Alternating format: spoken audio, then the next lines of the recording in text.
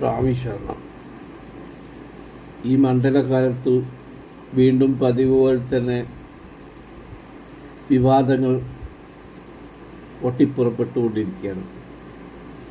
അതിലേറ്റവും പ്രധാനമായത് സ്ത്രീകൾ ശബരിമലയിൽ പ്രവേശിക്കുന്നതാണ്. സുപ്രീം കോടതി സ്ത്രീകൾക്ക് കയറാം എന്നൊരു വിധി പ്രസ്താവിച്ചു.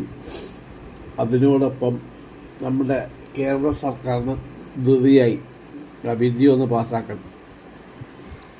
കുറേ സ്ത്രീകളെ പിടിച്ച് വേഷം മാറി ശബരിമലയിൽ കയറ്റി. അതോടെ തുടങ്ങി പ്രശ്നങ്ങൾ. പ്രശ്നം തീർന്നിട്ടില്ല, തുടങ്ങിയേ ഉള്ളൂ.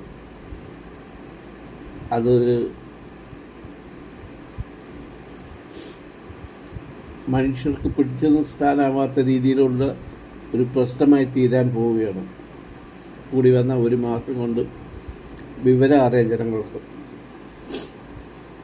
എന്തുകൊണ്ട് സ്ത്രീകൾ ശബരിമലയിൽ കയറാൻ, ഋതുമതിയായ സ്ത്രീകൾ, അതായത് അതെ മലയാളത്തിൽ അത് തന്നെയാണ്. ഒന്നാമത്തെ കാരണം പണ്ട് കാലത്ത് സ്വീകരിച്ച ഒരു ചിട്ടയാണ് 41 ദിവസത്തെ വ്രതം. ഈ സ്ത്രീകൾക്ക് 41 ദിവസം വ്രതം എടുക്കാൻ പറ്റില്ല. സ്ത്രീകൾക്ക് എന്ന് പറഞ്ഞാൽ ഋതുമതിയായ സ്ത്രീകൾക്ക്. അതുകൊണ്ടാണ് കൊച്ചു കുട്ടികൾക്കും വയസ്സായവർക്കും പോകാമെന്ന് പറയുന്നത്. അതുകൊണ്ടാണ്.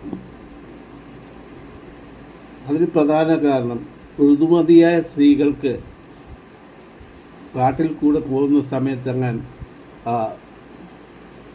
എന്താ പറയുന്നത്, ആ പീരീഡ് തുടങ്ങിക്കഴിഞ്ഞാൽ ബ്ലീഡിങ് സംഭവിക്കുകയും പോകുന്ന വഴി കാനനമാണ്. വന്യമൃഗങ്ങളെ ഈ ബ്ലഡിൻ്റെ സ്മെല്ല് ആകർഷിക്കും.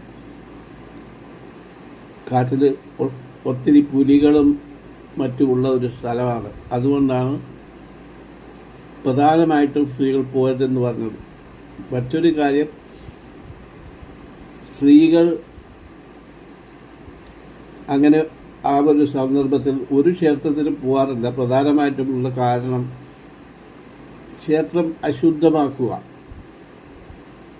എന്ന് പറഞ്ഞാൽ ഈ തീണ്ടാരി എന്ന് പറയുന്നത് അശുദ്ധ രക്തമല്ല, ശരീരത്തിൽ വേണ്ടാത്ത രക്തം കളയുകയാണ്. അത് അശുദ്ധമായിട്ടൊന്നും ആരും കണക്കുകൂട്ട. പക്ഷെ ക്ഷേത്രത്തിൽ അത്